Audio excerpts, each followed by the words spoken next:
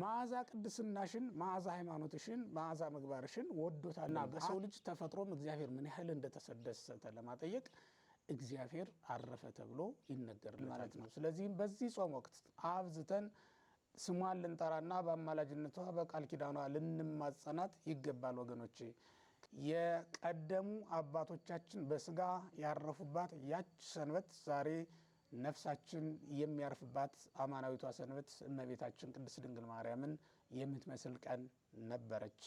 የሁላችንም እረፍት የሆነውን መድኃኔዓለምን ኢየሱስ ክርስቶስን ይዛልን የተገኘች እመቤታችን ቅድስት ድንግል ማርያም ያችን ሰንበት ትመስላለች። የኃጢአት ሸክም የሌለበት ከኔና ከናንተ መካከል ማን ነው በእውነት? ድንግል ማርያም የማታስፈልገውስ ማን ነው በእውነት? ድካመ ነፍስ የሌለበት ከኛ መካከል ማን ነው? ማንም የለም። ሁሉ ደዌ ነፍስ የጸናባችሁ ልክ እንደኔ እመቤታችን ቅድስት ድንግል ማርያምን ፈልጓት፣ መድኃኒቱን በእጇ ይዛ ታገኟታላችሁ። መንግስተ ሰማያት ሳይወለድልን መንግስተ ሰማያት እንዴት መውረስ ይቻላል? መንግስተ ሰማያት እኮ ክርስቶስ ነው። መንግስተ ሰማያትን ወልዳ ያሳረፈችን የእረፍታችን ምክንያት የእረፍታችን ምንጭ እመቤታችን ቅድስት ድንግል ማርያም ነው። ወደ ምኩራብ ገብቶ እነዚያን ምህረት የማይገባቸውን አይሁድ ሳይቀር ቃሉን ያስተማራቸው እኮ በሰባተኛው ቀን ነው የነበረው። ምህረት የሚገባቸው ሰዎች ሁሉ በምኩራብ እየተገኙ እየተሰበሰቡ መዳን የሆነላቸው በዚህ ቀን ነበረ። መጻጉዕ የተፈወሰው በዚህ ቀን ነው። ጤሜዎስ ዓይኑ የበራው በዚህ ቀን ነው። ያች በሉቃስ ወንጌል የተጻፈችው ጀርባዋ ከተወለደች ጊዜ ጀምሮ ጎብጣ የነበረችው ሴት የተቃናችው በዚህ ቀን ነው። ብዙ ለምጻሞች የነጹት በዚህ ቀን ነው። ብዙ አጋንንት የነበረባቸው ሰዎች ከአጋንንት እስራት የተፈቱት በዚህች ቀን ነው። አይኖቻችንን ቀና አድርገን የምንለምነው ወደ እሷ ሆኗል ማለት ነው። ለምን? እቅፏ ላይ ክርስቶስ እናየዋለን። ለዚህም ነው በቤተ ክርስቲያን እንደውም ስትሳል ሁል ጊዜ ክርስቶስን ታቅፋ ትሳላለች። እረፍት እንዲሆነን ነው። ዓለምን በፈጠረ ነገርን ሁሉ በጊዜው ባርጎና አሳምሮ በሰራ በልዑል አምላክ በሕያው እግዚአብሔር ስም ሰላም እላችኋለሁ። የተወደዳችሁና የተከበራችሁ የልዑል አምላክ የሕያው እግዚአብሔር ቤተሰቦች እንደምን ሰነበታችሁ? በያለንበት ሁላችንንም እግዚአብሔር አምላክ ይጠብቀንና ይባርከን። እንግዲህ ዛሬ ስለ ሰባተኛው ቀን የምንነጋገርበት የትምህርት ርዕስ ነው ዛሬ የምናነሳው። ለእግዚአብሔር የተቀደሰ ቀን ተብሎ ስለሚጠራው ስለ ሰባተኛው ቀንና ከእመቤታችን ቅድስት ድንግል ማርያም ደግሞ በሰባተኛው ቀን ስለምትመሰላለች የሚለውን በቤተ ክርስቲያናችን አስተምህሮ መሰረት ይዤ ቀርብ ያለው የአምላክ እናት እመቤታችን ቅድስት ድንግል ማርያም የቅዱስ ዮሐንስ አፈወርቅን ጉባኤ የባረከች ለአባ ጊዮርጊስና ለሌሎችም ቅዱሳን አባቶቻችን መሻታቸውን ፍላጎታቸውን መሰረት በማድረግ መንፈስ ቅዱስ እንዲጎበኛቸውና ምስጋናዋም እንዲበዛላቸው ያደረገች በአማላጅነቷ ሁሉን የረዳች ንግሥተ አርያም የመላእክት እህት የሰማዕታት እና የጻድቃን ሁሉ እናት ብለን የምንጠራት የሐዋርያት ሞገስ እመቤታችን ቅድስት ድንግል ማርያም ሁላችንንም በያለንበት ቦታ ተጠብቀን ኃይለ ቃሉ ምስጢሩንም ለሁላችንም በአማላጅነቷ ትግለጽልን። የሱባኤ ወቅት ላይ ነው እና ያለነው። እንደምናችሁ ሱባኤው እንዴት ነው? በያለንበት ነቅተንና ተግተን ስለ ሀገራችን ስለ ቤተ ክርስቲያናችን ብሎም ስለ ሁላችን ስለ እያንዳንዳችንም ሕይወት ልንጸልይና በሱባኤያችንም እመቤታችን ቅድስት ድንግል ማርያም በአማላጅነቷ የተቋጠረው እንድትፈታልን ያጠረው እንድታስረዝምልን መሻታችንን ሁሉ እንድትፈጽምልን ልንለምላት የሚገባ ወቅት ላይ ነው እና ያለነው። ለቅዱስ ኤፍሬም ልመናውን ያልከለከለች ለአባ ሕርያቆስም መሻቱን የፈጸመች ለቅዱስ ያሬድ እና ለሌሎችም ቅዱሳን አባቶቻችን የሰማይ መስኮት ተከፍቶላቸው የልባቸው ምኞት ሁሉ እንዲፈጸምላቸው የረዳቻቸው እሷ እንደሆነች ሁላችንም እናውቃለን። ለዚህ ለረሃብተኛው ዓለም ምግብ የሆነውን ህብስተ ሕይወት ኢየሱስ ክርስቶስን ይዛልን የተገኘች ራቁቱን ለነበረው ለአዳም እርቃኗን በኃጢአት ምክንያት ለነበረችው ለሔዋን የጽድቅ ልብስ ኢየሱስ ክርስቶስን ይዛ የተገኘች ወላዲተ አምላክ ቅድስት ድንግል ማርያም መረባቸውን መርከባቸውን በስሙ በትምህርቱ ጥለው ለተከተሉት ለሐዋርያት ሀብት ለሆናቸው ሀብት የሆናቸው ኢየሱስ ክርስቶስን ይዛ የተገኘች እሷ ናትና ሀብት ባይኖረን ሀብት የሚሆነንን ክርስቶስን፣ ምግብ ባይኖረን ምግብ የሚሆነንን ክርስቶስን ይዛልን የተገኘች በዘመነ እርቃን ራቁታችን ሆን ብለን እንዳናዝን በዘመነ ረሃብም ረሃብ ጥም ያሰድደናል ብለን እንዳንጨነቅ ተስፋ እንዳንቆርጥ የረሆባን ሲሳይ የረሃብተኞች ምግብ ተብሎ የሚጠራውን ኢየሱስ ክርስቶስ ይዛ የተገኘችልን ሀገር ባይኖረን ሀገር የሚሆነን ጉልበት ባይኖረን ጉልበት ሆኖ የሚረዳን፣ ምርኩዝ ባይኖረን ምርኩዝ ሆኖ የሚረዳን የእናታችን የቅድስት ድንግል ማርያም ልጅ ኢየሱስ ክርስቶስ አለልን። ይህን ሁሉ ያስገኘችልን ለዚህ ደካማ ዓለም ስጦታ ሆና የተሰጠች እናታችን እመቤታችን ቅድስት ድንግል ማርያም ናት። ሁላችንን በዚህ ሱባኤ ወቅት ተባርከን ሀሳበ ልቡናችንን የምትፈጽምልን እላለሁ። ወደ ትምህርቱ ገባለሁ። እንግዲህ ዛሬ የምናነሳው ሰንበትን በተመለከተ ነው። ሰንበት ከኦሪት ዘፍጥረት ምዕራፍ 2 ከቁጥር 2 ጀምረን ስንመለከት ሰባተኛው ቀን ለእግዚአብሔር የተለየ ቀን እንደሆነ ቅዱስ መጽሐፍ ይነግረናል። እግዚአብሔር ከመጀመሪያው ቀን ጀምሮ እስከ 6ኛው ቀን ድረስ ሲሰራ እንደነበረ መጽሐፍ ቅዱስ ይነግረንና ሰባተኛው ቀን ግን ለእግዚአብሔር የተለየና የእግዚአብሔር ሰንበት ተብሎ የተጠራ ቀን እንደሆነ ይነግረናል። ስለዚህ ሲናገር ሙሴ ሲናገር ምን ብሎ ነው የጀመረው? ሰማይና ምድር ሰራዊታቸውን ሁሉ ተፈጸሙ ብሎ ነው የሚጀምረው። መጀመሪያ ላይ ሰባተኛው ቀን ለእግዚአብሔር የተለየ መሆኑን የሚነግረን ከዛ በኋላ ነው። ይህ ሰባተኛ ቀን እግዚአብሔር ስራ ከመስራት ያረፈበት ቀን እንደሆነ እንማርበታለን። መጽሐፉም የሚነግረን እንደዛ ነው። እግዚአብሔር አረፈ ማለት ምን ማለት ነው? ስራ ቆመ ማለት ነው ወይስ እግዚአብሔር ደክሞት ነበር ማለት ነው? በእውኑ ይላል ቅዱስ ኤፍሬም ሶርያዊ፣ እግዚአብሔር ደክሞት አረፈማ እንዳትለኝ ምን በመስራት ነው የደከመ ይላል። ቃል በመናገር ደከመን ይላል። ምክንያቱም ከዚህ ቀደም የነበሩትን ፍጥረታት በስድስቱም ዕለታት የነበሩትን ፍጥረታት ሁሉ በቃሉ እንደፈጠረ ቅዱስ መጽሐፍ ስለሚነግረን ነው። ወይቤ እግዚአብሔር እያለ ነው። ለታውፅ ባህር ለታውፅ ምድር ኩሎ ዘመዳ እሳት ለታውፅ ባህር ኩሎ ዘመዳ እሳት ወኩሎ ተሐዋስያን ለታውፅ ምድር ኩሎ ሐመል ማለት ዘር ዘይዘራ በበጸየው ወይቤ እግዚአብሔር ለይኩን ብርሃን ወይቤ እግዚአብሔር ለይኩኑ ብርሃናት በጠፈረ ሰማይ እያለ አይደል የመጣው መጽሐፉ። እግዚአብሔርም ብርሃን ይሁን አለ ይላል። እግዚአብሔርም በሰማይ ሰሌዳ ላይ ብርሃናት ይሁኑ ይፈጠሩ ብሎ ፀሐይ፣ ጨረቃ፣ ከዋክብትን ፈጠረ ይላል። እግዚአብሔርም ባህር አሳንና ሌሎችንም ተንቀሳቃሽ ፍጥረታት እንድታወጣ አዘዛት ይላል። እንዲህ ያለ በቃሉ ሲናገር መጥቶ ነበርና ቃል መናገር ያደክማልን ይላል። በእግዚአብሔርስ ባህሪ ውስጥ ደከመ መባል ይገባልን ይገባዋልን ብሎ ቅዱስ ኤፍሬም ያነሳና ምን ይላል? ቃል በመናገር የሚያደክም ቢሆን ኖሮ ይልና ምን ይላል? ቃል በመናገርና በትሩንም አንስቶ ባህሩን በመምታት ባህር የከፈለው ሙሴ ባልደከመ ነበርን? ወይስ ቃል በመናገር ብርሃናት ባሉበት ጸንተው እንዲቆሙ ያደረጋቸው የሙሴ አገልጋይ የሙሴ ደቀ መዝሙር የነበረው ኢያሱ ባልደከመም ነበርን? ለሙሴ ባህር በከፈለ ጊዜ ለኢያሱም ፀሐይንና ጨረቃን ባሉበት ስፍራ ባቆማቸው ጊዜ በገባዖን ማለት ነው ባቆመ ጊዜ ደከሙ መባል ካልተነገረላቸው እግዚአብሔር ደከመ የተባለው ለምንድን ነው ትለኝ እንደሆነ ይላል። እግዚአብሔር ደከመ መባሉ ስለ ሁለት ነገር ወይም ደግሞ አረፈ መባሉ ስለ ሁለት ነገር ነው ይላል። ደግሞ ቶማስ አኩናስ የሚባል ሊቅ ደግሞ ምን ብሎ ነው? ፈላስፋ ሊቅ ነው። እሱ ደግሞ ምን ብሎ ነው የሚተረጉመው? ማረፍ ስለ ሁለት ነገር ነው ይላል። አንደኛው ስራ መጨረስን ያሳያል። ሁለተኛው ግን እርካታን ነው የሚያሳየው ይላል። በሰራው ስራ መርካትን መደሰትን ነው የሚያሳየው። መርካትን መደሰትን ነው የሚያሳየው ብሎ ደግሞ እሱ ደግሞ ይህንን እረፍት የሚባለውን ይተረጉምልናል ማለት ነው። ከሰራው ስራ ደክሞ አረፈ የሚባለው የሰው ልጅ ነው። በሰራው ስራ ተደሰተ የሚለው ደግሞ እሱ ራሱ ደግሞ እርካታ መሆኑንም ስለሚነግረን እንግዲህ እግዚአብሔር በሰራው ስራ መደሰቱን ነው የሚያሳየው ማለት ነው። እንግዲህ ይሄ ሰባተኛው ቀን የሚያሳየን። ከዛ በተጨማሪ ግን ለሰው ልጆች ሁሉ እረፍትን ይሰጣቸው ዘንድ ሰው ስራውን ሰርቶ ሲጨርስ ማረፍ እንዳለበት ያሳይ ዘንድ ነው የሚያሳየው ይላል። ስድስቱ ዕለታት። ሌላ ሊቅ ደግሞ ምን ብሎ ነው ይሄንን የሚተረጉመው? ስድስቱ ዕለታት እንግዲህ በስድስቱ ክፍላት አዝማን በ6000 ዓመታት ሙሉ እግዚአብሔር ከፍጥረታቱ ከነበረው ፍጥረት ሁሉ ጋር አብሮ ስራ ሲሰራ ነበር ይላል።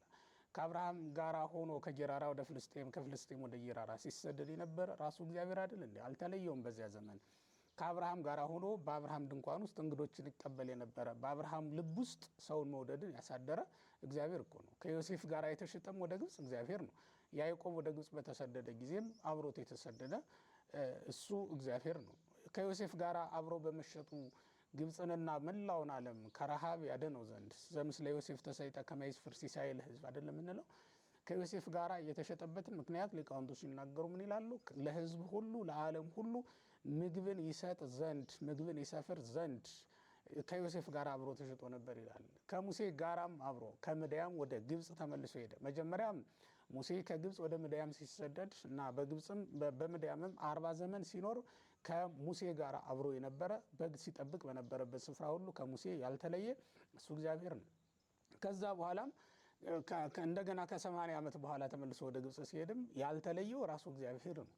እንዲህ ባለ ዘመን ሁሉ እግዚአብሔር አልተለየም ከአባቶቻችን ጋር። እስራኤልን 40 ዘመን መና ሲመግባቸው ውሃ ካለት ላይ እያፈለቀ ሲያጠጣቸው እግዚአብሔር በዚያ ሁሉ ዘመን አብሮ ስራ እየሰራ ነበር፣ አልተለየም። እግዚአብሔር ስራ ያቆማል ማለት አይደለም። ክርስቲያኖች በሰባተኛው ቀን እግዚአብሔር አረፈ ማለት እግዚአብሔር ስራ ቆሟል ማለት አይደለም። እንደዚያም እንዳልሆነ አምላካችን መድኃኒታችን ኢየሱስ ክርስቶስ በዮሐንስ ወንጌል ምዕራፍ 5 ቁጥር 17 ላይ እንዲህ ብሎ አስተምሯል። አቡየሂ እስከ ይዜ ይገብር ወአነሂ ከማሁ ገብር ነው የሚለው። አባቴ እስከ ዛሬ ድረስ ይሰራል ነው የሚለው፣ እኔም እሰራለሁ ብሎ ነው የተናገረው። እስከ ዛሬ ይሰራል ነው የሚለው። ተመልከቱት። ዓለም ከተፈጠረ ጀምሮ እስከ ዛሬ ድረስ እግዚአብሔር ምን ይላል? ይሰራል ማለት ነው። እግዚአብሔር ስራ አቆመ ማለት አይደለም። ክርስቲያኖች ግን ሊቁ ቶማስ እንደተረጎመው ምን ብለን ነው የምንረዳው ማለት ነው? ይሄንን እግዚአብሔር በሰራው ስራ ሁሉ እንደተደሰተ ነው የሚያሳየን ማለት ነው። ከዚያ በተጨማሪ ደግሞ ከዚህ ሁሉ ጋር እንግዲህ በስድስቱ ዕለታት እግዚአብሔር አረፈ ተብሎ አልተነገረም። ምድርን በአበቦች ሲያስጌጣት ሳይዘሩባት አብቅላ ሳይተክሉባት አጽድቃ የተገኘች ምድር እንዴት ደስ ታሰኛለች! በእውነት ይቺ ምድር እነዚያን ሁሉ ጽጌያትን ባስገኘች ጊዜ፣ ፍሬያትን ሁሉ ባስገኘች ጊዜ በጥፍር የሚቆረጡ አሉ፣ በማጭድ የሚታጨዱ አሉ፣ በምሳር የሚቆረጡ አሉ። ልዩ ልዩ ፍሬና መዓዛ ያላቸው ልዩ ልዩ መልክና ውበት ደምግባት ያላቸው እጽዋትን ባስገኘች ጊዜ እግዚአብሔር በዚያም የተደሰተ አይደለም። በዚያ ብቻ የተደሰተ አይደለም። ሰማያትም ልክ እንደዚያው ከዋክብትን፣ ፀሐይ፣ ጨረቃን ባስገኙ ጊዜ ሰማይ በከዋክብት አጊጦ በታየ ጊዜ እግዚአብሔር በዛም ተደስቶ ያቆመ አይደለም። ሰውን ከፈጠረ በኋላ ነው እግዚአብሔር መደሰቱ የተነገረው። አረፈ የተባለው እሱን ካደረገ በኋላ ስለሆነ ማለት ነው። እንግዲህ በዚህ ሊቃውንቱ ምን ይላሉ? ከዚህ በኋላ ይህንን ዓለም የሚሰራ የእግዚአብሔር መልክና ምሳሌ ይዞ የመጣው የሰው ልጅ ስለሆነ ነው እግዚአብሔር አረፈ የተባለው ይላል። በእርግጥም በሁለተኛው ሱባኤ አሁን በዚሁ በኦሪት ዘፍጥረት ምዕራፍ 2 ላይ እንደምንመለከተው አዳም ስራ እንደጀመረ እንመለከታለን። ምክንያቱም ለእንስሳት ከዚያ በኋላ ስም ያወጣላቸውና ቀጥሎ ያለውን ስራ እንዲሰራም ትእዛዝ የተሰጠው ለአዳም ስለነበረ ነው። ይህን ስልጣን የተቀበለ የሰው ልጅ መምጣቱን ሲያጠይቅም እና በሰው ልጅ ተፈጥሮም እግዚአብሔር ምን ያህል እንደተደሰተ ለማጠየቅ እግዚአብሔር አረፈ ተብሎ ይነገርለታል ማለት ነው። ይልቁንም ወገኖች እግዚአብሔር በምን አረፈ ትሉኝ እንደሆነ በእመቤታችን በቅድስት ድንግል ማርያም ነው ያረፈው። ይህንን ዓለም ለ5500 ዘመን ወይም ለ6000 ዓመታት ያክል ማለት ነው ሲጎበኘው ነበር። እግዚአብሔር የሚያርፍበትን ሰው ፍለጋ ይህን ዓለም ሲጎበኘው ነበረ። በየዘመናቱ የተለያዩ ቅዱሳን ተነስተዋል፣ የተለያዩ ቅዱሳት አንስት ተነስተዋል። እግዚአብሔር እነዚያን ሁሉ ለልዩ ልዩ ጸጋ የመረጣቸው ቢሆንም ቅሉ ለእናትነት ግን የመረጠው ከነሱ መካከል ማንም አልነበረም። ለዚህም ነው ሊቁ አባ ሕርያቆስ እንግዲህ በቅዳሴው ምንድን ነው የሚለው? በአማን ነጸረ እግዚአብሔር ምስራቀው ምዕራበ ሰሜን ወደቡበ ውስተ ኩሎ አጽናፍ ነው የሚለው። በእውነት እግዚአብሔር በአራቱ ማዕዘን ተመለከተ ይላል። ተመለከተ እና ሻ መረመረ ይላል። እንዲያውም ሻ መረመረ ማለት አስተንፈሰ ዋህፄ ነው። እንግዲህ በእስትንፋሱ መዓዛዋን እየፈለገ እየመረመረ ነበር። በአይኖቹ ደግሞ እሷን እያየ ንጽህናዋን፣ ቅድስናዋን እየፈለገ ነበር ማለት ነው። ለ5500 ዘመናት እየፈለጋት የነበረችው ማረፊያው ንጽሕተ ንጹሐን ቅድስት ድንግል ማርያም ብቻ ናት። ከሷ በቀር ደግሞ ሌላ ማንም አላገኘ። ወኢረከበ ዘከማኪ ነው የሚለው። እንዳንቺ ያለ አላገኘም ይላል። ባያገኝ ምን ይሆናል? ፈነው አቤኪ ወልዶ ዘያፈቅር። ባያገኝ ተቀዳሚ ተከታይ የሌለው አንድ ልጁን ወደ አንቺ ላከ። ለምን? መዓዛ ቅድስናሽን፣ መዓዛ ሃይማኖትሽን፣ መዓዛ ምግባርሽን ወዶታልና። አፍቀረ ስነኪ ወፈተው ስነኪ ነው። አንቺን መዓዛ ቅድስናሽን፣ መዓዛ ድንግልናሽን ወዶታልና ብሎ ነው። ከሷ በፊት የነበሩ ደናግል ነበሩ። ከሷ በፊት የነበሩ ቅዱሳት አንስትም ነበሩ። እነሱን ለሌላ አገልግሎት ለሌላ ጸጋ የመረጣቸው ቢሆንም ቅሉ ለዚህ ለእናትነት ግን አልመረጣቸውም።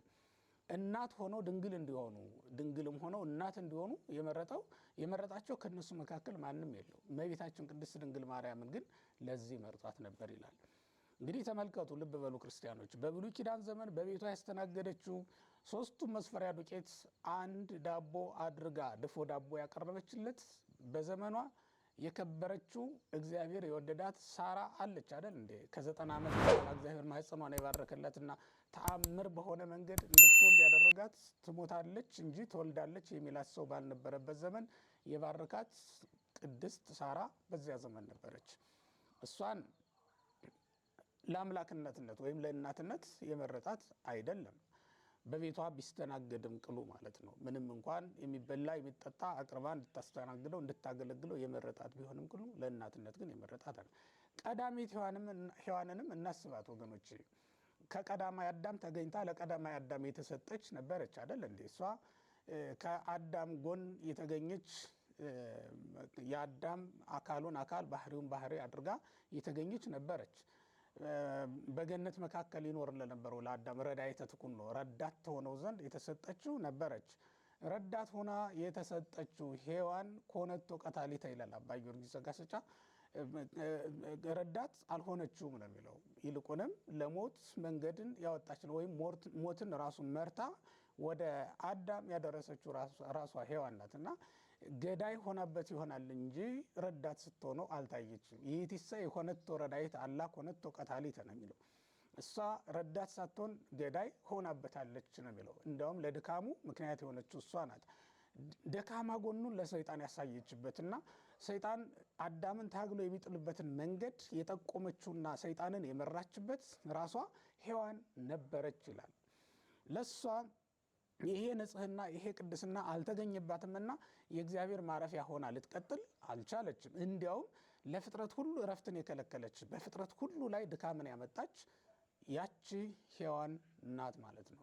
ለእግዚአብሔር የእረፍት ቀን የሆነችው ወይም ደግሞ ማረፊያ የሆነችው እማምላክ ቅድስት ድንግል ማርያም ናት። ስለዚህ ወገኖች ሰባተኛዋ ቀን እመቤታችን ቅድስት ድንግል ማርያምን ትመስላለች። ለምን ካላችሁኝ ከድካም ሁሉ ያረፍንበትን ኢየሱስ ክርስቶስን ይዛልን ስለተገኘች ነው። ለዚህም ነው ሊቃውንቱ በዕለተ ቀዳም ትመሰላለች በዚህች ቀን ይላሉ ሲተረጉሙ።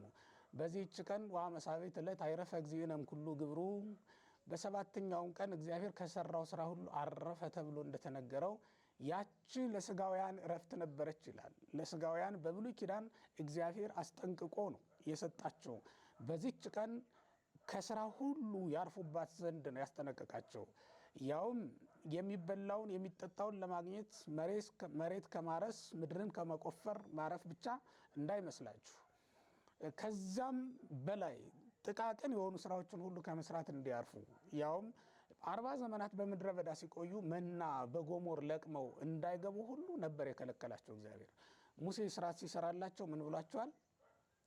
40 ሁለት ጎሞር ሁለት ቁና እንጀራ መና ይዛችሁ ትገባላችሁ፣ በዕለተ ቀዳም መና ሲለቅም ማንም እንዳይገኝ፣ ለምን ሰባተኛው ቀን ለእግዚአብሔር የተለየ የከበረ ቀን ነውና ብሎ ነው የተናገራቸው።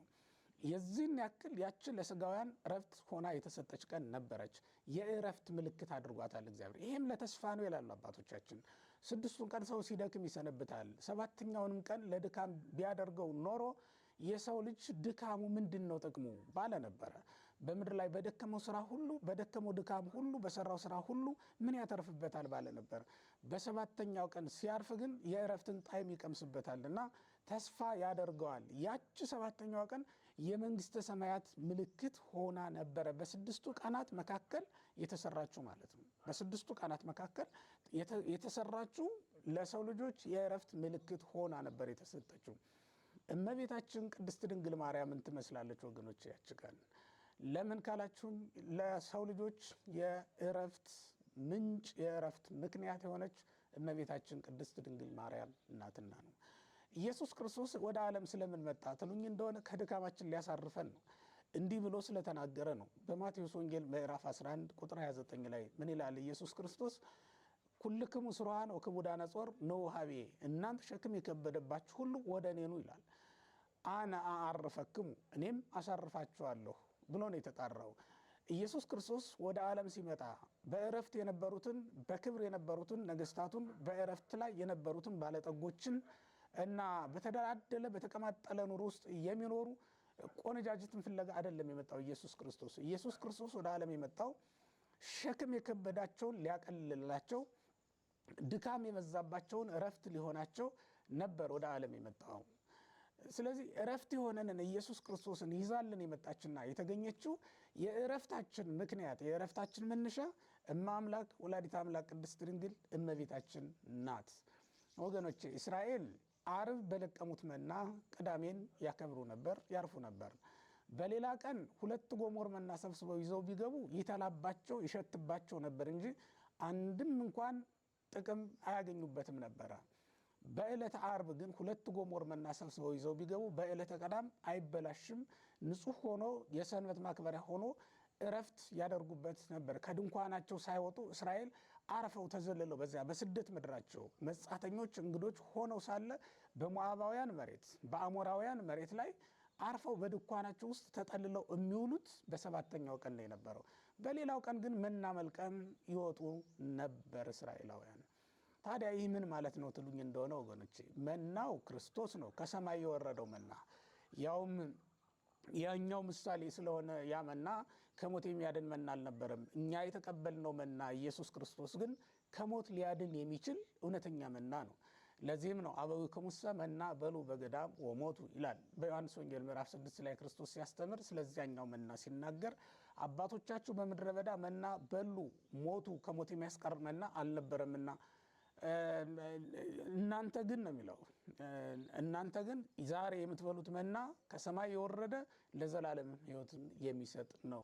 ወዘበሎሰ ለዝንቱ ህብስት ያዩ፣ እናንተ ግን የምትበሉት ይህ መና ከሰማይ የወረደና ለዘላለም ሕይወትን የሚሰጥ ነው ብሎ ነው የሚናገረው። ስለዚህ ወገኖች ለዘላለም ሕይወት የሚሰጥ እውነተኛውን መና ይዛ የተገኘችልን እኮ እመቤታችን ቅድስት ድንግል ማርያም ናት። እውነተኛ እረፍት የምታሳርፈን ማለት ነው። ያኛው ቅድም እንደነገርኳችሁ አስተውሉ። በኦሪት ዘጸአት ምዕራፍ 16 ላይ ተጽፎ እንደምናነበው 2 ጎሞር መና ይዞ መግባት በሌላ ቀን አይቻልም። ምክንያቱም በበነጋው ሲያዩት ተልቶ ተበላሽቶ ስለሚያገኙት ነው። በዕለተ ቀዳም ግን 2 ጎሞር መና ይዘው ቢገቡ በዕለተ ዓርብ ይዘውት የገቡ ሁለተኛው ጎሞር ወይም ቁና ማለት ነው፣ መስፈሪያ ማለት ነው። ጎሞር ማለት መስፈሪያው ነው። ያ መስፈሪያ እንደሞላ ንጹህ መና ይዞ ነው የሚገኘው። ያቺ ጎሞር እስራኤል መና የለቀሙባት ጎሞር እመቤታችን ቅድስት ድንግል ማርያም ናት። እኛም በዕለተ ዓርብ በመልዕልተ መስቀል ያገኘነው ከድንግል ማህፀን የተገኘው አማናዊው መና ኢየሱስ ክርስቶስ ያረፍንበት መና ነው። ያረፍንበት ከእንግዲህ ወዲህ ለዘላለም ድካም የለብንም ብለን እንድናርፍ ያደረገን እንደቀደሙት አባቶቻችን በብዙ ተጋድሎ ጸጋ ከማግኘት ውጭ እንዳንሆን። አባቶቻችን እኮ በጣም ብዙ ስራ ሰርተዋል። በሰይፍ የሞቱ አሉ ስለ እግዚአብሔር ክብር፣ በድንጋይ ተወግረው የሞቱ አሉ ስለ እግዚአብሔር ክብር ብለው ትንቢት የተናገሩ አሉ። ቦዝ ወገርዎሙ ወቦዘ ቀሰፍዎሙ አይደለም የሚለው። በምኩራብ አቁመው የሰደቧቸው መከራ ያሳዩቸው አሉ፣ የገረፏቸውም አሉ፣ በአደባባይ ያዋረዷቸውም አሉ ከነሱ መካከል ይላል። እንግዲህ በቅዱስ ወንጌል እንኳን ገድላቸው የተመሰከረላቸው ናቸው እነዚያ ነቢያት አባቶቻችን። ኢየሱስ ክርስቶስ ራሱ መስክሮላቸዋል ስለተጋድሏቸው። የተጋድሎ ሕጸጽ አልነበረባቸውም፣ ነገር ግን ክብር ማግኘት አልተቻላቸውም። ምክንያቱም ክብርን የሚያሰጠው ጌታ ወይም ክብርን የሚሰጠው ክርስቶስ ገና ስላልተወለደ ነው።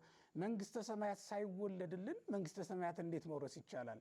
መንግስተ ሰማያት እኮ ክርስቶስ ነው። መንግስተ ሰማያትን ወልዳ ያሳረፈችን የእረፍታችን ምክንያት የእረፍታችን ምንጭ እመቤታችን ቅድስት ድንግል ማርያም ናት። 7ኛዋ ቀን ተብላ የምትጠራው በእውነት ከ6ቱ ዕለታት ሁሉ የተለየችውና ከድካም ነፃ ያደረገችን እመቤታችን ቅድስት ድንግል ማርያም ናት። ዛሬ እኮ በድካማችን አይደለም መንግስተ ሰማያትን የምንወርሳት። የክርስቶስን ስጋውን ደሙን በልተን ጠጥተን ነው መንግስተ ሰማያትን የምንወርሳት። አምላካችን ኢየሱስ ክርስቶስ ስለሚያሳርፉን 3 ነገሮች ነገሮናል። 3ቱም ደግሞ በሱ የሚፈጸሙ ናቸው። የመጀመሪያው በወልድ ያመነ የዘላለም ሕይወት አለው የሚለው ነው። የዘላለም ሕይወት ይሏቸዋል ሌላ አለ? መንግስተ ሰማያት አይደለም እንዴ? የዘላለም ሕይወት የተባለችው እኮ የምትመጣውና ተስፋ የምናደርጋት ክርስቶስ በደሙ የገዛልን መንግስተ ሰማያት ናት። ሁለተኛው ያመነ የተጠመቀ ይድናል የሚለው ነው። በመጠመቅ የምናገኘው መዳን መንግስተ ሰማያትን መውረስ ማለት አይደል እንዴ? ሶስተኛው ስጋዬን የበላ ደሜን የጠጣ የዘላለም ሕይወት አለው የሚለው ነው ወገኖቼ። ስለዚህ ስጋውን በልተን ደሙን ጠጥተን የዘላለም ሕይወት እና ሶስቱም በሱ የሚፈጸሙልን ናቸው። ያለሱ የሚፈጸሙልን አይደሉም። እነዚህ 3ቱ ናቸው የዘላለም ዕረፍትን ያሰጡን፣ የዘላለም ዕረፍት የሆኑን እነዚህ 3ቱን ማድረጋችን ነው። 3ቱም ደግሞ በክርስቶስ የሚፈጸሙልን ናቸው። እነዚህን 3ቱን ሊሰጠን የመጣው እመቤታችን ቅድስት ድንግል ማርያምን ምክንያት አድርጎ ነው። አስተውሎ ወገኖቼ፣ ለዚህ ነው 7ኛዋ ቀን እመቤታችን ቅድስት ድንግል ማርያምን ትመስላለች ብለው ሊቃውንት የተረጎሟት። ለዚህ ነው። ምክንያቱም ዕረፍት የሚባለውን ቃል የሰማነውና ዕረፍት ያገኘን አርፈን እንድንውል የተደረግነው በ7ኛው ቀን ነው። ለእረፍት ምክንያት የሆነን ክርስቶስን ያስገኘችልን ኑ እረፉ በእኔ እረፉ ያለንን ክርስቶስን ይዛልን የተገኘችው አማናዊቷ ሰንበተ ሰንበታት ወላዲተ አምላክ ቅድስት ድንግል ማርያም ናት። እነዚህ 6ቱ ቀናት በጠቅላላ በብሉይ ኪዳን የነበሩ ጻድቃንን ይመስላሉ ወገኖቼ። በብሉይ ኪዳን የነበሩ ጻድቃን የነዚህ ሁሉ ፍጻሜ ማን ሆነች ማለት ነው? እነዚህን ሁሉ የተቀደሱ ያደረገቻቸው ለቅድስና ያበቃቻቸው 7ኛዋ ቀን እመቤታችን ቅድስት ድንግል ማርያም ናት። ያውም ደግሞ ያቺ 7ኛዋ ቀን ምሽት የሌለባት ጨለማ የሌላት መሆኗ ደግሞ እንዴት ይገርማል በእውነት ወገኖቼ። ትነጋለች እንጂ አትጨልምም ያቺ ቀን። ምክንያቱም እመቤታችን ቅድስት ድንግል ማርያም ከአዳም አካል የተገኘች እንደ ጎህ እንደ ማለዳ ጎህ የምታበራ ሰሎሞን በመኃልዩ እንደ ማለዳ ጎህ ብሎ የሚጠራት እንደ ማለዳ ጎህ የምታበራ ከተራሮች ራስ ስር ስትወጣ የምናያት ፀሐይ ስለሆነች እመቤታችን ቅድስት ድንግል ማርያም ጨለማ የሌለባት ናት። ጨለማ ማለት ኃጢአት ነው ወገኖቼ።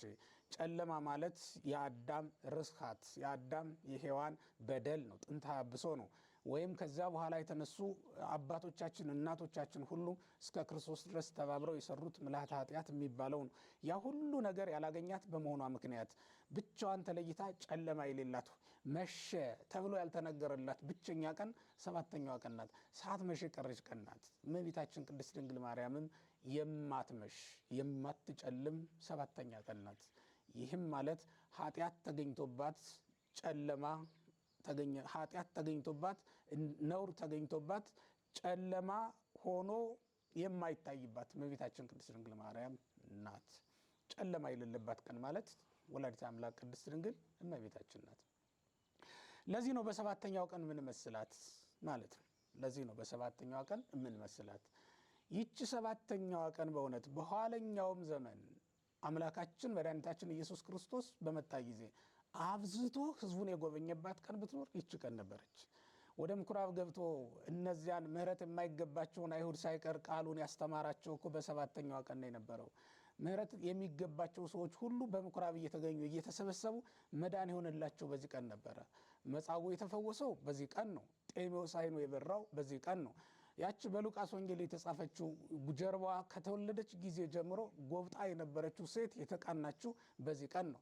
ብዙ ለምጻሞች የነጹት በዚህ ቀን ነው። ብዙ አጋንንት የነበረባቸው ሰዎች ከአጋንንት እስራት የተፈቱት በዚህች ቀን ነው። ምሕረት የተደረገው ለሰው ልጆች በጠቅላላ በዚህች ቀን ነበረ። እንዲያውም እንዲህ ብሎ እንዳስተማረን በማቴዎስ ወንጌል ምዕራፍ 12 ቁጥር 1 ጀምራችሁ ስትመለከቱ አምላካችን መድኃኒታችን ኢየሱስ ክርስቶስ በዕለተ ሰንበት ምሕረትን ማድረግ እንዲገባ አጥብቆ ያስተማረባት ቀን ይህች ዕለተ ሰንበት ናት የነበረችው። በእውነት ለሰው ልጆች ሁሉ ምሕረትን የሚያደርገው ጌታ የተገኘው በድንግል ማርያም እቅፍ ላይ ነው። ሕፃናቱን አንደበታቸውን ፈትቶ እንዲያመሰግኑ ያደረጋቸው ድንግል ማርያም እቅፍ ላይ ያገኘነው መድኃኔዓለም ኢየሱስ ክርስቶስ ነው። አሕዛብ ከጣዖት ቤት ወጥተው ለመጀመሪያ ጊዜ በእግዚአብሔር ዙፋን ፊት ለፊት ቆመው እንዲያገለግሉ እንዲያመሰግኑ ያደረጋቸው ለሰብአ ሰገል መምጣት ምክንያት የሆነው አምላካችን መድኃኒታችን ኢየሱስ ክርስቶስ ነው። አሕዛብን ወደ ርስቱ ወደ ክብሩ የጠራቸው ከጣዖት ቤት አውጥቶ በዙፋኑ ፊት ለፊት ያቆማቸውና ተረፈ መስዋዕቱን በልተው መስዋዕተ ጣዖቱን ሰውተው ተረፈ መስዋዕቱን በልተው ለጣዖታቸው ይሰግዱ የነበሩትን ይንበረከኩ የነበሩትን ለመጀመሪያ ጊዜ በእግዚአብሔር ዙፋን ፊት እንዲንበረከኩ ያደረጋቸው ጣዖት ያስጌጡበት የነበረውን ወርቅና ብራቸውን ወርቃቸውን ገንዘባቸውን ይዘው ወደ እግዚአብሔር እንዲመጡና በእግዚአብሔር ፊት መባ አድርገው እንዲያፈሱት ያደረጋቸው መድኃኔዓለም ኢየሱስ ክርስቶስ ከድንግል ማርያም ተወልዶ ነው። እሱ በተወለደ ጊዜ ዓለም ሁሉ ወደ መዳን መጥቷል። ዓለም ሁሉ ወደ እረፍት መጥቷል። በእርግጥም ሰንበታችን እመቤታችን ቅድስት ድንግል ማርያም ናት። የነፍሳችንን እረፍት ያገኘንባት እሷ ስለሆነች ከእንግዲህ ወዲህ ኃጢአት ቢኖርብን ወደ እሷ እንለምናለን። ለምን? የአብይ ሊቀ ካህናት የኢየሱስ ክርስቶስ እናት እሷ ሆና ስላገኘናት ነው። ወገኖቼ መማፀን ቢያስፈልገን አይኖቻችንን ወደ እሷ ቀና አድርገን እንለምናታለን። ሰማያችን እሷ ናት። ነቢዩ ዳዊት ሲጸልይ ሀቤከ እግዚኦ አንቃይዶን አይንተነ ዘትነብር ውስተ ሰማይ ይላል። በሰማይ የምትኖር አቤቱ ሆይ ወደ አንተ አይነ ልቡናችንን ሰቅለን እንለምናለን ይላል። እኛ ግን እውነተኛዋ ሰማይ እመቤታችን ቅድስት ድንግል ማርያም ባጠገባችን አለችልን። ክርስቶስን በማህፀኗ ይዛ እሷ በመካከላችን ሳለች ወደ ሰማይ መሄድ ምን ያደርግልናል? ለኛ ምክንያቱም ዛሬ የእግዚአብሔር ዙፋን በሰማይ አይደለም፣ በእመቤታችን በቅድስት ድንግል ማርያም ማህፀን ውስጥ ነው ያለው። ዛሬ እግዚአብሔርን አጠነው እንደቀደሙ አባቶቻችን የሚሰማን አጣን ብለን ተስፋ ቆርጠን በድካም ውስጥ አንኖርም። ምክንያቱም እኛ እግዚአብሔር ባጠገባችን ባለችው በድንግል ማርያም ማህፀን በድንግል ማርያም እቅፍ ውስጥ ተቀምጦ አግኝተነዋልና ነው። በቀደመው ዘመን ነቢዩ ኢሳይያስ እንዲህ ይላል ነው በትንቢተ ኢሳይያስ ምዕራፍ 64 ላይ እንደምንመለከተው አቤቱ ምን ነው ሰማዮችን ቀደህ በወረድክ ይላል። አሁን እንደዚያ ምንል አይደለንም። ሰማይ በመካከላችን አይደል እንዴ? ሰማይ የተባለችው እኮ የእግዚአብሔር ዙፋኑ እመቤታችን ቅድስት ድንግል ማርያም ናት። መላእክት የሚያመሰግኑበት ያ ሰማይ ዓለመ መላእክት ተብሎ የሚጠራው ሩቁ ሰማይ አሁን አጠገባችን ሆኗል። እሷም ድንግል ማርያም ናት። የእግዚአብሔር ማደሪያ ሆናለች። ሰማይን እኮ ሰማይ ያልነው ልዑል ማለታችን አይደል እንዴ? ሰማይ ማለት እኮ ልዑል ማለት ነው። የልዑሉ አምላክ ማደሪያ ነውና ልዑል የሚል ትርጉም ያለው ስም ሰጠነዋል። እመቤታችን ቅድስት ድንግል ማርያም ደግሞ የአምላክ ማደሪያ ሆናለችና ማርያም ብለን ስሟን እንጠራዋለን። ማርያም ማለት ልዕልት ማለት ነው። ራማ ማለት ልዑል ማለት እንደሆነ ሁሉ ማርያም ማለትም ልዕልት ማለት ነው። ልዕልት የሆነችውን እመቤታችን ቅድስት ድንግል ማርያምን በመካከላችን ሰጥቶናል። አላሳረፈንም እንዴ ታዲያ? አሁን እኮ አርፈናል። በእውነት አይኖቻችንን ቀና አድርገን የምንለምነው ወደ እሷ ሆኗል ማለት ነው። ለምን? እቅፏ ላይ ክርስቶስ እናየዋለን። ለዚህም ነው በቤተ ክርስቲያን እንደውም ስትሳል ሁል ጊዜ ክርስቶስን ታቅፋ ትሳላለች። እረፍት እንዲሆነን ነው። አሁን እግዚአብሔር ሩቅ አይደለም ለማለት እኮ ነው ወገኖች ቤተ ክርስቲያን ይህን የምታደርገው። አሁን እግዚአብሔር በመካከላችን ነው ለማለት ነው። ስለዚህ እሷን ባየን ቁጥር እቅፏ ላይ ያለውን ክርስቶስን ማብረን እናየዋለን።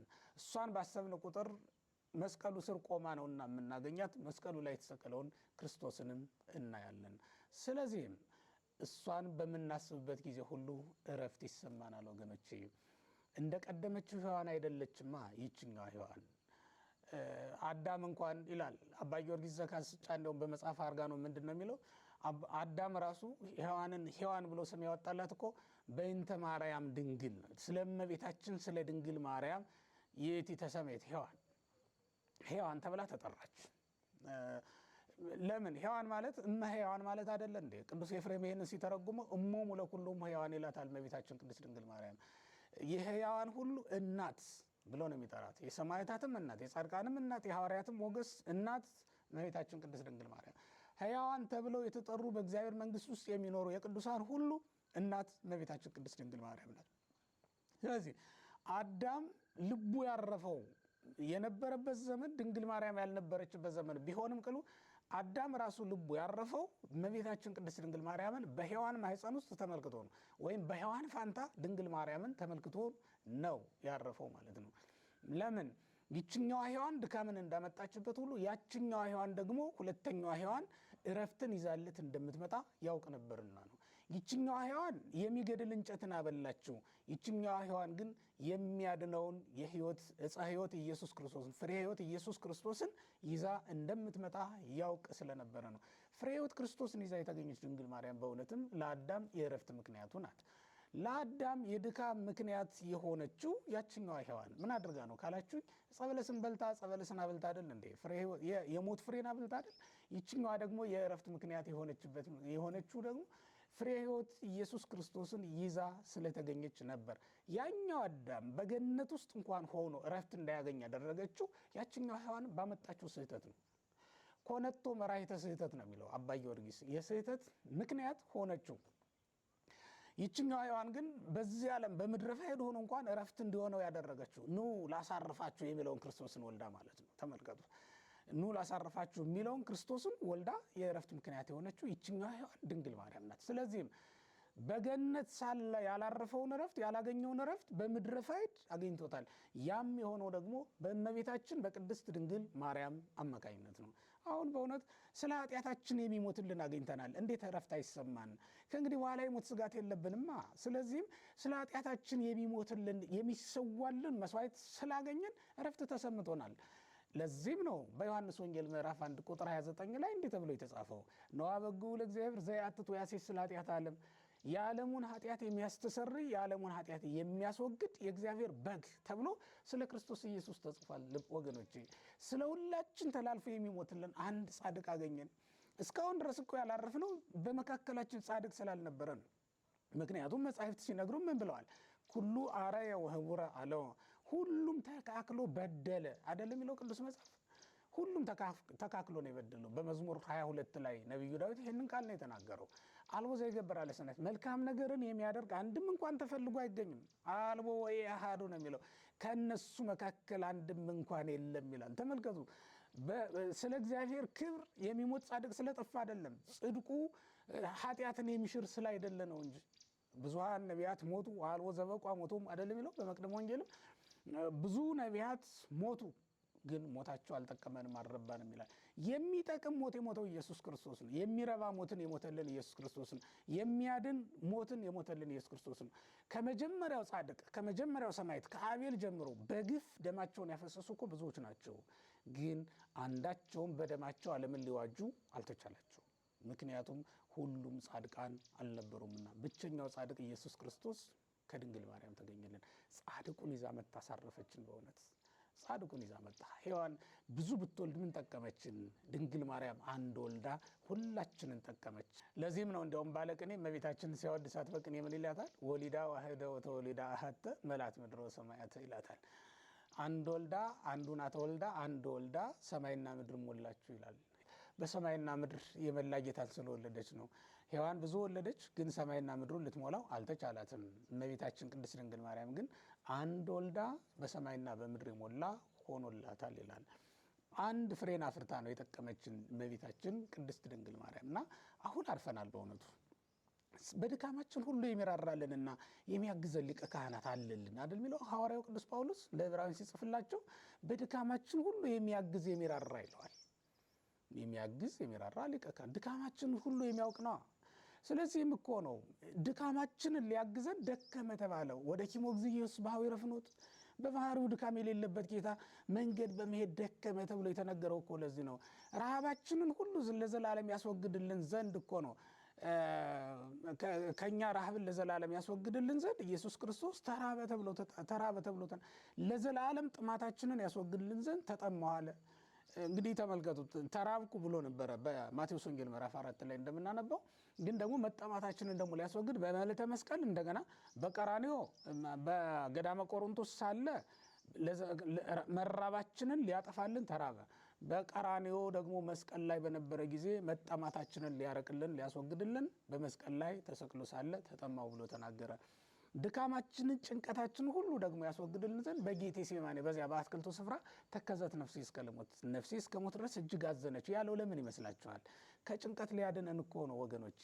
ከማያሰስልም እኔነ ጻይቀ ወፍርሃተ ነው ብለው ፍርሃትን ጭንቀትን ሁሉ ከኛ ያርቅ ዘንድ ያስወግድ ዘንድ ነው ኢየሱስ ክርስቶስ ስለኛ የተራበው የተጠማው። በድካሙ ሁሉ እኛን ሊያግዝና ሊያሳርፈን ስለፈለገ እነዚያ ሁሉ ድካሞች በጠቅላላው ምንድናቸው ትሉኝ እንደሆነ ከኛ ድካመ ነፍስን ድካመ ስጋን ያረቅልን ዘንድ ስለፈለገ ነው እነዚያን ሁሉ መከራዎች የተቀበለው። ከመ ይህልፋ ሕማማት እምኔነ አይደል የሚለው ሊቁ ቅዱስ ሳዊሮስ። መከራት ሁሉ ከኛ ጥርግርግ ብለው ይሄዱልን ዘንድ ይጠፉልን ዘንድ ስለፈለገ ነው።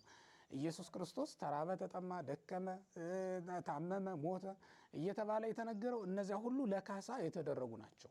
ስለዚህ ከዚህ በኋላ በእኛ ላይ ድካመ ስጋ ድካመ ነፍስ፣ ረሃበ ስጋ ረሃበ ነፍስ፣ ሕማመ ስጋ ሕማመ ነፍስ የለብንም ማለት ነው።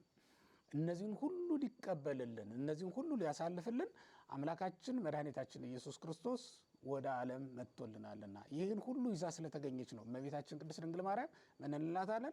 ሰንበት ብለን እንጠራታለን። ሰንበተ ሰንበታት። እንዲያውም ሊቃውንቱ ምን ይላታል? አባ ጽጌ ድንግል ምን ብሎ ነው የሚያመሰግናት? በማሕሌተ ጽጌ ድርሰቱ ሰንበተ ሰንበታት ማርያም ዕለተ ብርሃን ብሎ ብኪ ወጹ ብኪ ትፌሱ ዘገነተ ጽጌ ጻድቃን ወብኪ ወጹ ኃጥአን እንደይን።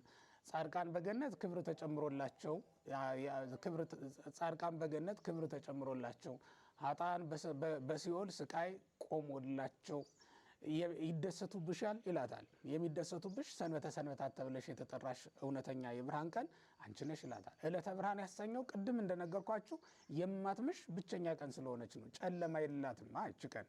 ስለዚህ እማትመሽ ዘላለማዊት ቀን ናት። ታልፋለች የምትባልም አይደለች፣ ዘላለማዊት ቀን ናት። የእመቤታችን የቅድስት ድንግል ማርያም ክብር የሚያልፍ አይደለም፣ ዘላለማዊ ነው። ምክንያቱም ከዚህ በኋላ አምላክን ወልዳ ወላዲተ አምላክ የምትባል ሌላ ሴት ትመጣለች ብለን አናስብም፣ አልተነገረንም። እንዲህ አይነት ነገር የለንም። ከዚህ በኋላ ለዘላለም በሕቱም ድንግልና ጸንታ የምትኖር በሕቱም ድንግልና ጸንሳ በሕቱም ድንግልና የምትወልድ ሌላ ሴት ትመጣለች ተብሎ አይታሰብም፣ አይነገርምም። እሷ ለዘላለም ወላዲተ አምላክ ተብላ ትኖራለች። እሷ ለዘላለም በነፍስ በስጋ ድንግል ሕትምት እየተባለች ስትነገር ትኖራለች። ከመጽነሷም አስቀድሞ በጸነሰችውም ጊዜ ከጸነሰችውም በኋላ ከመውለዱ አስቀድሞ በወለደችው ጊዜ ከወለደችውም በኋላ ለዘላለም ድንግል ሆና ሲነገርላት የምትኖር ሌላ ሴት ትመጣለች ተብሎ አይታሰብም። ያውም ደግሞ ለዘላለም ድንግል ሆና ለዘላለም እናቱም እየተባለች የምትጠራ ከሷ በቀር ሌላ ሴት አትገኝም በእውነቱ። ስለዚህ እመቤታችን ቅድስት ድንግል ማርያም እማታልፍ የዘላለም ቀን ናት፣ ጨለማ የለባትምና እምትሻር እምታልፍ ቀን ናት ብለን አናምንም እመቤታችን ቅድስት ድንግል ማርያምን። በእውነቱ እመቤታችን ቅድስት ድንግል ማርያም በእርግጥም ሊቃውንቱ እንደተናገሩላት ሰንበተ ሰንበታት ናት፣ ሁላችን የምናርፍባት።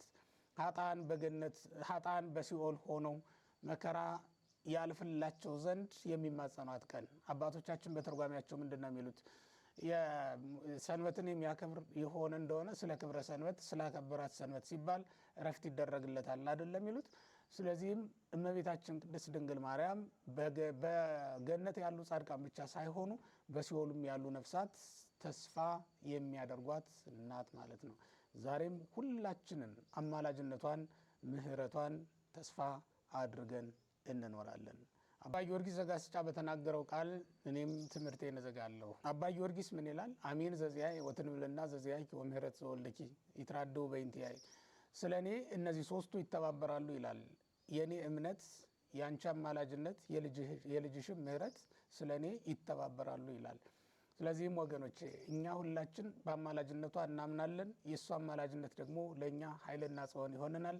በእሷ አማላጅነት ደግሞ ልጇ ወዳጇ ኢየሱስ ክርስቶስ ለሁላችንም እረፍተ ነፍስን ይሰጠናል ብለን እናምናለን። አንሳ አምር ከመ ይታጸፍ ሰንዱነ እመዊ ወቀንት ሰይፈ መለኮት ይላል አባ ጊዮርጊስ።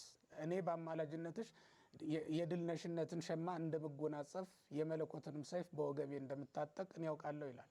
ስለዚህ እኛ ሁላችንም በአማላጅነቷ በአጋንንት ላይ ድል መንሳት እንደሚሰጠንና የመለኮትንም ኃይል እንደ ሰይፍ እንደ ዝናር ታጥቀን ከአጋንንት ጋር እንደምንዋጋ እናምናለን ማለት ነው። ስለዚህም በዚህ ጾም ወቅት አብዝተን ስሟን ልንጠራና በአማላጅነቷ በቃል ኪዳኗ ልንማጸናት ይገባል ወገኖቼ። ከእንግዲህ በኋላ አጋንንት ድል እንዳይነሱን አማላጅነትሽ ይርዳኝ። ከእንግዲህ በኋላ አጋንንት የወደዱትን የኃጢአት ስራ እንዳያሰሩኝ በአማላጅነትሽ ጠብቂኝ ልንላት ይገባናል ወገኖቼ። እስከ መቼ ድረስ በአጋንንት ድል እየተነሳን እንኖራለን? ከእንግዲህ ወዲህ ግን አንሰ አእምር ከመ ይታጸፍ ድራመዊ ነው ያለው አባ ጊዮርጊስ። እኔ ከእንግዲህ ወዲህ በአማላጅነትሽ የድል ነሽነትን መጎናጸፊያ እለብሳለሁ። ወቀንት ሰይፈ መለኮት የመለኮትንም ኃይል በወገቤ ያም ማለት ለነፍሴ አስጨብጣታለሁ ብሎ እንደተናገረው ሁሉ ነፍሳችን የመለኮትን ሰይፍ ይዛ አጋንንትን የምትዋጋበትን ኃይል በዚህ ሱባኤ ወቅት ማግኘት ይኖርብናል። የቀደሙ አባቶቻችን በስጋ ያረፉባት ያች ሰንበት ዛሬ ነፍሳችን የሚያርፍባት አማናዊቷ ሰንበት እመቤታችን ቅድስት ድንግል ማርያምን የምትመስል ቀን ነበረች። የሁላችንም እረፍት የሆነውን መድኃኔ ዓለምን ኢየሱስ ክርስቶስን ይዛልን የተገኘች እመቤታችን ቅድስት ድንግል ማርያም ያችን ሰንበት ትመስላለች። አባቶቻችን ያረፉባት በምድረ በዳ እንኳን ሳሉ ቢሆን ይህ ሕግ አልቀረባቸውም። በእውነቱ ለእነዚያ ስደተኞች ሰንበትን የማክበር ስርዓት ከግብፅ ባርነት ከወጡ በኋላ ማለት ነው። ከግብፅ ባርነት ከወጡ በኋላ ያ የሰንበት ስርዓት አልተቋረጠባቸውም። እኛም ከኃጢአት ባርነት ከወጣን በእውነት እመቤታችን ሰንበታችን ናት፣ ታሳርፈናለች። እቅፏ ላይ ክርስቶስን እናየዋለን። ስለዚህም እናርፋለን። በጀርባዋን ብንመለከት ክርስቶስን አዝለዋለች። ስለዚህም እናርፋለን። እጆቿ መለኮትን የዳሰሱ ናቸው። በእነዚህ እጆቿ እንደምትዳስሰን ስናስብ እናርፋለን። በደዌ በጭንቅ ውስጥም እንኳን ብንሆን እናርፋለን። እግሮቿ ከእሱ ጋር አብረው የተመላለሱ ናቸው። ሀበ ሆርኩ ሁሪ ወሀበ ሀደርኩ ህድሪ ብለን ስንጸልይ ባደርኩበት ህደሪ በዋልኩበትም ዋይ በተመላለስኩበትም ተመላለሽ ብለን ስንለምናት ከኛ ጋር አብራ እንደምትመላለስ ከኛ ጋር አብራ እንደምትመጣ ስናስብ ያን ጊዜ እረፍት ይሰማናል። ጸሎተ እግዝእትነ ማርያምን ስንደግም ነፍሴ እግዚአብሔርን ታላቅ ታደርገዋለች ብለን ከሷ ጋር እንደሷ በኤልሳቤጥ ፊት ቆማ እሷ የተናገረችውን እኛ ደግሞ በእመ አምላክ በቅድስት ድንግል ማርያም ፊት ቆመን ይህንን ጸሎት ስንናገር ነፍሳችን ያን ጊዜ ታርፋለች። የኃጢአት ሸክም የሌለበት ከኔና ከናንተ መካከል ማን ነው በእውነት? ድንግል ማርያም የማታስፈልገውስ ማን ነው በእውነት? ድካመ ነፍስ የሌለበት ከኛ መካከል ማን ነው? ማንም የለም። ድካመ ነፍስ ያለባችሁ እንደኔ ሁላችሁም ኑ ወደ እመቤታችን ወደ ቅድስት ድንግል ማርያም። ለኛ ድካም ለበዛብን ሰዎች እረፍታችን እመቤታችን ቅድስት ድንግል ማርያም ናት። ደዌ የጸናበት ሰው ሁሉ ደዌ ነፍስ የጸናባችሁ ልክ እንደኔ እመቤታችን ቅድስት ድንግል ማርያምን ፈልጓት። መድኃኒቱን በእጇ ይዛ ታገኟታላችሁ። እረፍት የሚያስፈልጋችሁ በጠቅላላው ሐሳብ፣ ጭንቀት፣ በዓለም ውስጥ ያለ መባከን ሁሉ የጸናባችሁና የምታርፉበት ቦታ የምታርፉበት ሁኔታ የቸገራችሁ ሰዎች በጠቅላላ ድንግል ማርያምን ፈልጓት። እናንተ ሸክማችሁ የከበደ ሁሉ ወደ እኔ ኑ እኔም አሳርፋችኋለሁ የሚለውን እውነተኛ መምህር እውነተኛ እረፍት የሆነውን ኢየሱስ ክርስቶስን ይዛው ታገኟታላችሁ። ወገኖቼ እመቤታችን ቅድስት ድንግል ማርያም ሰንበታችን ናት። ስለነበረን ጊዜ ሁሉ የአባቶቻችን አምላክ እግዚአብሔር ስሙ የተመሰገነ ይሁን። እኛን ለምስጋና የፈጠረ ለምስጋና ያዘጋጀ እመቤታችን ቅድስት ድንግል ማርያምንም በመስቀል ላይ ሳለ ለኛ እናት አድርጎ እናት ሆነን ዘንድ ለኛ የሰጠ ከሷም ቤዛ የሚሆነን ስጋችንን ነፍሳችንን ነስቶ ቤዛ የሆነን መድኃኔዓለም ኢየሱስ ክርስቶስ ለስም አጠራሩ ክብር ምስጋና ይግባው። አምላክ ወላዲተ አምላክ ቅድስት ድንግል እመቤታችን ሁላችንም ትባርከን ትጠብቀን። አሜን።